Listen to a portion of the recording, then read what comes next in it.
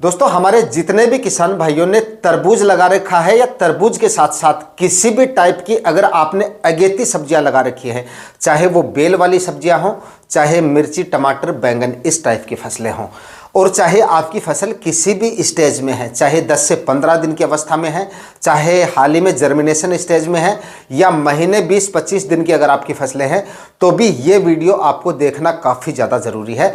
क्योंकि ये वीडियो जो है आपकी फसलों को बचाने के लिए है, उनकी ग्रोथ के लिए है, अच्छे विकास के लिए है और फसल से अच्छे उत्पादन के लिए है।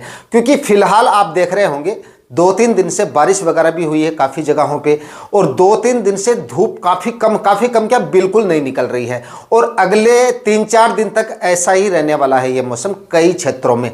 तो इससे क्या होगा, आपकी जो फसलें हैं उनकी ग्रोथ पे इसका सीधा असर पड़ेगा। फसलें कमज़ोर भी होंगी, इससे ग्रोथ रुक जाएगी, फसलें कमज़ोर होंगी, जड़ों का विकास रुक जाएगा। उसके बाद में क्या होगा, सबसे बड़ी प्रॉब्लम, ये प्रॉब्लम आपको कब दिखेगी, ये प्रॉब्लम तब दिखेगी क्योंकि जनवरी के आखिरी सप्ताह तक टेम्परेचर काफ़ी ज़्यादा बढ़ चुके होंगे। उस समय पर जब अचानक से धूप निकलेगी ना, तब आपकी फसल अचानक से स्ट्रेस में जाएगी, क्योंकि फसलों पर सीधा असर इस मौसम का पड़ने वाला है। इस वजह से आपकी फसलों से उत्पादन पे इसका सीधा असर पड़ेगा बाद में जाके। तो दोस्तों इस वीडियो में 2-3 जरूरी खाद उर्वरक आपको बताने वाला हूं, जो आपने अगेती सब्जियां चाहे तरबूज के साथ साथ किसी भी टाइप की फसलें आपने लगा रखी है और वो चाहे किसी भी स्टेज में है, ये खाद उर्वरक आपको जरूर अप्लाई करने हैं ताकि आने वाले दिनों में आपको फसलों से अच्छा उत्पादन मिले, इस टेम्परेचर में, गिरे हुए टेम्परेचर में भी अच्छे से ग्रोथ होती रहे, और जब अचानक से मौसम खुलेगा तब भी आपकी फसलें एकदम स्ट्रेस फ्री रहें और अच्छा उत्पादन आपको फसलों से मिल सके। पूरी जानकारियों के लिए वीडियो पे अंत तक आपको बने रहना है, और वीडियो अगर आपके लिए इंफॉर्मेटिव रहे तो इस वीडियो को ज़्यादा से ज़्यादा लाइक और शेयर जरूर करें ताकि बाकी किसान भाइयों को भी इस तरह की जानकारियां मिलती रहें। जो किसान भाई चैनल पे नए हैं या चैनल अभी तक अगर आपने सब्सक्राइब नहीं किया है तो चैनल भी सब्सक्राइब कर लीजिएगा ताकि खेतीबाड़ी से रिलेटेड वीडियो सही समय पर सही जानकारियों के साथ आपको मिलते रहें। नमस्कार दोस्तों, मेरा नाम है सुरेश और आप देख रहे हैं खेत किसान झुंझुनू। दोस्तों बीते कई सालों के हम देखें, 3-4 सालों से हम देखते आ रहे हैं, क्लाइमेट चेंज की वजह से बसंत ऋतु मेरे ख्याल से अब नहीं रही है। कमेंट करके आप भी बता देना ऐसा मैं सही बोल रहा हूं या गलत बोल रहा हूं। बीते कई सालों में हम बसंत ऋतु को नहीं देख रहे हैं, क्योंकि फरवरी माह में टेम्परेचर काफ़ी ज़्यादा बढ़ चुके होते हैं और मार्च का महीना आते आते अचानक से मतलब टेम्परेचर जो है वो काफ़ी ज़्यादा बढ़ जाते हैं, और इसका सीधा असर किसानों को देखने को मिलता है फसलों में। जो हमारी बड़ी फसलें हैं, जो बड़ी फसलें हम लगाते हैं, उन पे भी इसका डायरेक्ट असर पड़ सकता है। मतलब एकदम से फसलें जो है वो स्ट्रेस में चली जाती हैं, समय से पहले हार्वेस्टिंग पे आ जाती हैं, क्योंकि तापमान जो है वो काफ़ी ज़्यादा बढ़ जाते हैं और उत्पादन पर इसका सीधा असर पड़ता है। ऐसा ही हमारी अगेती सब्जियों में होता है। फिलहाल देखिए मौसम एकदम मतलब छाया का बना हुआ है, धूप वगैरह नहीं निकल रही है, और जब मौसम खुलेगा उस समय पे आप देखेंगे कि टेम्परेचर अचानक से बढ़े हुए देखेंगे आपको, और उस समय पे आप क्रॉप कवर भी हटा देंगे आप अपनी फसलों से। तो इससे क्या होगा, आपकी जो फसलें हैं वो अचानक से स्ट्रेस में चली जाएंगी, क्योंकि फिलहाल तो छाया का मौसम बना हुआ है, और उसके बाद में टेम्परेचर बढ़ेंगे, अचानक से बढ़ेंगे, और साथ ही आप क्रॉप कवर हटा देंगे तो अचानक से आपकी फसलें स्ट्रेस में जाएंगी, और अगेती सब्जियां होने के बावजूद 10 से 15 दिन फिर से आपकी जो फसलें हैं वो लेट हो जाएंगी, क्योंकि वापस फसलों को उसी स्टेज में आने में 10 से 15 दिन का समय लग जाएगा। तो ये खाद उर्वरक अगर आप अप्लाई करेंगे तो इस छाया के मौसम में भी फसलें आपकी उस मौसम को सहन कर लेंगी, और जब अचानक से मौसम खुलेगा, जब टेम्परेचर बढ़ेंगे, तो उस समय आपकी जो फसलें हैं वो स्ट्रेस फ्री रहेंगी, अच्छे से ग्रोथ करती रहेंगी, और समय पर आपको पहली हार्वेस्टिंग मिल जाएगी। तो दोस्तों इस मौसम में आपकी फसल में पहली जो प्रॉब्लम आएगी ना, जो आपको सबसे ज्यादा देखने को मिलेगी, वो आएगी जड़ से संबंधित बीमारियों की, कॉलर रोट या जड़ गलन की।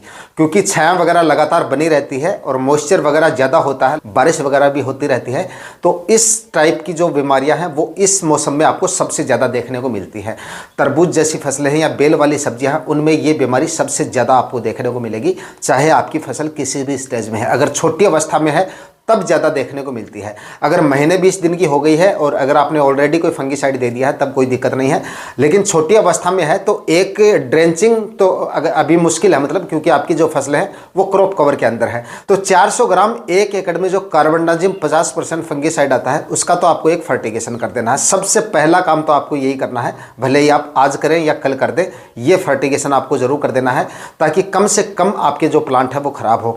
शुरुआत में आपको देखने को नहीं मिलेगा इस तरह की जो समस्या है, वो आपको शुरुआत में इतना जल्दी पता नहीं चलेगा, प्लांट एकदम से मतलब पीले कलर का हो जाएगा, थोड़ा थोड़ा हल्का पीला कलर हो जाएगा। और उसके बाद में ये इस तरह की जो समस्या आती है वो तो या तो ओवर वाटरिंग की वजह से आती है, या लगातार छाया वगैरह का मौसम बना रहता है, या धूप वगैरह मतलब जब नहीं निकलती है, बारिश वगैरह होती रहती है, तो उसमें आपके जो काफ़ी ज़्यादा प्लांट है वो ख़राब हो जाते हैं। तो ये आपको करना है। उसके बाद में एक सबसे ज़रूरी जो होता है इस स्टेज में, ये ह्यूमिक एसिड भी होता है।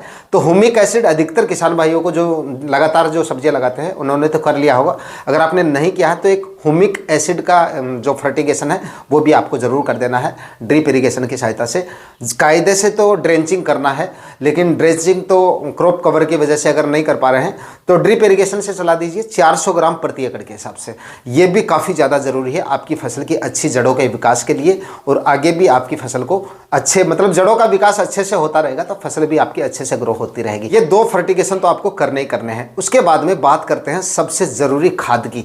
इस समय पे आपको कौन सी खाद अप्लाई करनी चाहिए ताकि आपकी जो फसल है वो स्ट्रेस फ्री रहे। तो देखिए, जो सीवीड खाद आती है ना, उसका आपको इस समय पे फर्टिगेशन करना चाहिए। चाहे तो आप स्प्रे भी कर सकते हैं, अगर आपकी खुली फसलें हैं तो आप स्प्रे कर सकते हैं।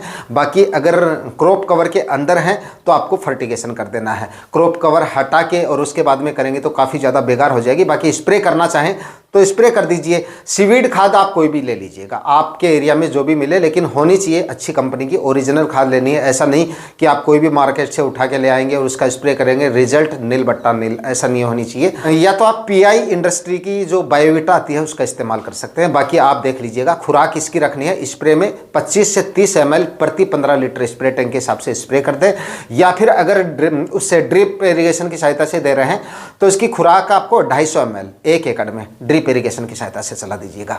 समुद्री शैवाल के अर्क से बनी हुई खाद है, पूरी तरह से ऑर्गेनिक होती है ये, और मतलब इसके जो रिजल्ट है जोड़ों के विकास के लिए, और तापमान की वजह से, क्लाइमेट की वजह से जो फसलें स्ट्रेस में चली जाती हैं, ज़्यादा तापमान हो जाता है कई बार, उससे भी स्ट्रेस में चली जाती हैं, और कई बार सामान्य से डाउन तापमान आ जाते हैं जो फिलहाल चल रहे हैं।